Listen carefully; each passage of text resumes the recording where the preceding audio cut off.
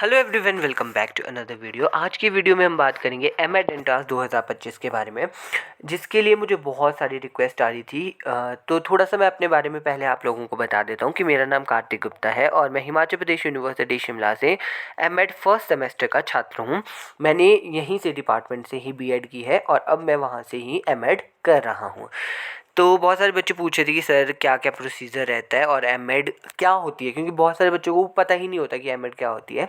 तो MEd master degree है education में।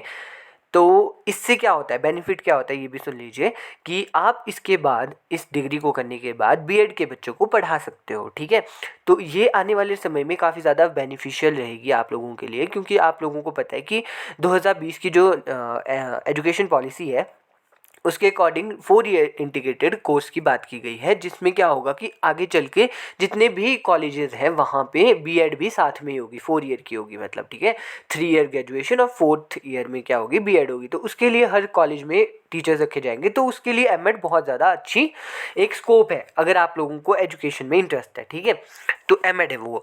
फिर अब पूछा जाता है कि एचपीयू में और प्राइवेट में कहाँ कहाँ पे होती है।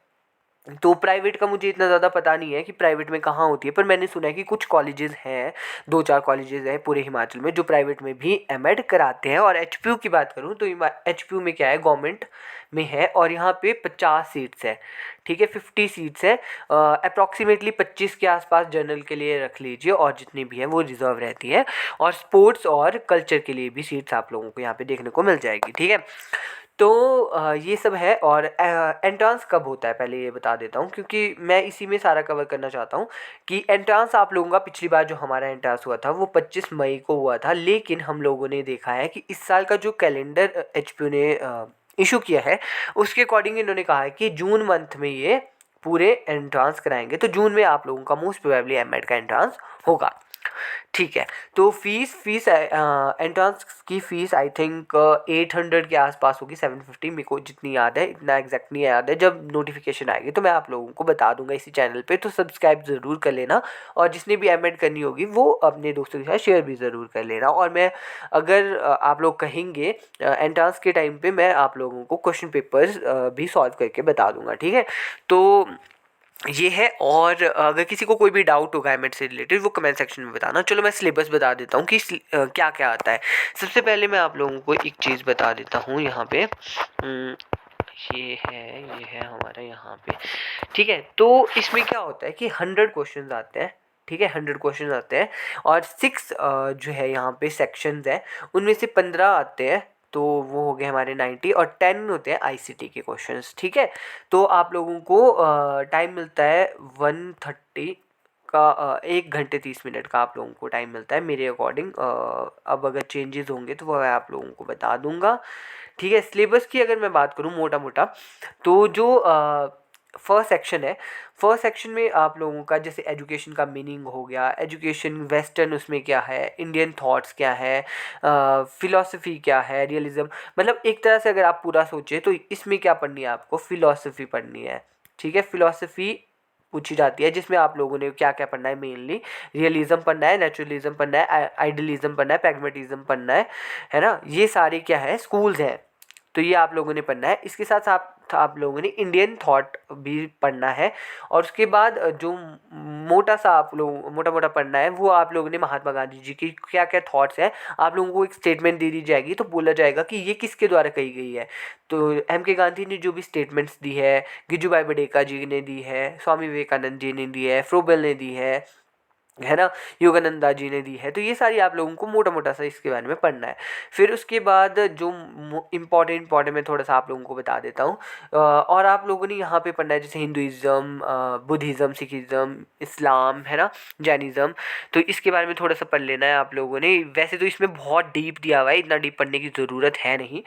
फ़िलॉसफ़ी आप लोगों ने काफ़ी अच्छे से पढ़ी होगी, सॉरी साइकोलॉजी आप लोगों ने काफ़ी अच्छे से अपने बीएड में पढ़ी होगी। तो साइकोलॉजी का मीनिंग, ग्रोथ एंड डेवलपमेंट ये पढ़ना है मेनली। और थियरीज सबसे इंपॉर्टेंट है, थ्योरी से काफ़ी सारे क्वेश्चन आ जाते हैं, जैसे कि ट्रायल एंड एरर होगी, क्लासिकल कंडीशन, ऑपरेटिंग कंडीशनिंग हो गई, मैस्लो की हायरार्की थ्योरी हो गई, ठीक है, लर्निंग थ्योरीज हो गई। तो ये आप लोगों ने मोटी मोटी पढ़ लेनी है। मोटिवेशन की जो थ्योरीज होती है वो पढ़ लेना। उसके बाद इंटेलिजेंस की थ्योरीज आप लोगों को पता है, 1 2 फैक्टर, मल्टी फैक्टर, है ना, ऐसा ही मॉडल। तो यहाँ पे जो भी दिए हैं ये आप लोगों ने वैसे भी अपने कॉम्पिटिटिव सी टेट के लिए पढ़े होंगे। तो ये है, पर्सनैलिटी की भी थ्योरीज होती है, आप लोगों को पता है, तो वो भी थोड़ी थोड़ी देख लेना। उसके बाद आता है हमारा कि development of educational system in India. तो इसमें वही है, आप लोगों ने जो बी एड एंट्रांस के टाइम पे पढ़ा था कि जो आपका कमीशन एंड कमिटीज़ होती है वही है एक तरह से। ये मैकॉले मिनट्स से लेकर वो डिस्पैच हो गया, सार्जेंट प्लान हो गया, आप लोगों के जो भी रिकमेंडेशंस थी, सैडलर कमीशन हो गया, वर्धा स्कीम हो गया, तो ये सब है। और ये आप लोगों की जो भी पॉलिसीज़ है उससे रिलेटेड है। इसके साथ साथ एनईपी भी पढ़ लेना, वैसे मुझे लगता है आप लोगों ने पढ़ी होगी।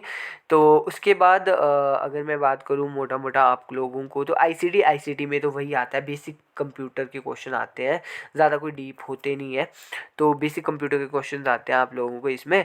और इसमें हाँ, ये सबसे इम्पॉर्टेंट है, इससे काफ़ी ज़्यादा क्वेश्चन आते हैं, ह्यूमन राइट। इसको काफ़ी अच्छे से पढ़ लेना। और एक चीज़ मैं आप लोगों को और बता दूं कि अगर आप लोग कहेंगे तो जब पेपर होने वाला होगा उस टाइम पे मैं आप लोगों को 2 3 प्रीवियस ईयर क्वेश्चन पेपर करा दूंगा। मोस्ट प्रोबेबली आप लोगों के रिपीट होते हैं क्वेश्चन, 10 to 15 क्वेश्चन तो आपके रिपीट होंगे ही होंगे, ये डेफिनेट है। इससे ज़्यादा भी हो सकते हैं, काफ़ी ज़्यादा हो सकते हैं, ऐसा मैं कह रहा हूँ कि मिनिमम इतने तो होंगे ही होंगे। और ह्यूमन राइट के क्वेश्चन वही आते हैं, ठीक है। तो ह्यूमन राइट डेवलपमेंट वाले को आप लोगों ने अच्छे से पढ़ लेना है, इसकी कहाँ कहाँ से क्या होता है सब कुछ इसमें आप लोगों ने पढ़ना है अच्छे से। ये इससे क्वेश्चन बनता ही बनता है ना, कि ह्यूमन राइट का जो भी होता है। तो उसके बाद आता है स्कूल मैनेजमेंट, ये तो बेसिक बेसिक है, आप लोगों को पता होगा, इससे उतना ज़्यादा क्वेश्चंस नहीं बनते हैं। अगर बनेंगे भी तो बेसिक क्वेश्चन होंगे जो आप लोगों को बीएड करने के बाद तो आएंगे ही आएंगे। और एक सेकेंड, ये पीछे क्या था, इसेंशियल एजुकेशनल टेक्नोलॉजी, हाँ वही हो गया आईसीटी में भी। तो आईसीटी में भी यही आते हैं आप लोगों के, जैसे MS Excel, window, PowerPoint और बेसिक कंप्यूटर के क्वेश्चन आ गए। जैसे हमको बिट बाइट के क्वेश्चन आ गए थे जो कि मैंने गलत कर दिया था, तो आप लोगों ने ऐसे बेसिक क्वेश्चन नहीं गलत करने हैं, ठीक है। तो बिट बाइट के क्वेश्चन बहुत बेसिक बेसिक हार्डवेयर सॉफ्टवेयर के क्वेश्चन आ जाते हैं, ठीक है। तो ये सारा आप लोगों का सिलेबस है एम.एड एंट्रांस 2025 के लिए। अगर इसमें कोई भी चेंजेस होते हैं इन केस, तो मैं आप लोगों को इस चैनल पे ही बताऊंगा। और किसी को कुछ भी पूछना होगा डिपार्टमेंट के से रिगार्डिंग या कुछ भी, तो आप लोग कमेंट सेक्शन में लिख सकते हो, ओपन है कमेंट सेक्शन। सो ये मुझे किसी ने बहुत सारे कमेंट्स करने के बाद मुझे बोला था कि please please M Ed entrance पे बना दो वीडियो, तो मैंने बना दी। So thank you so much.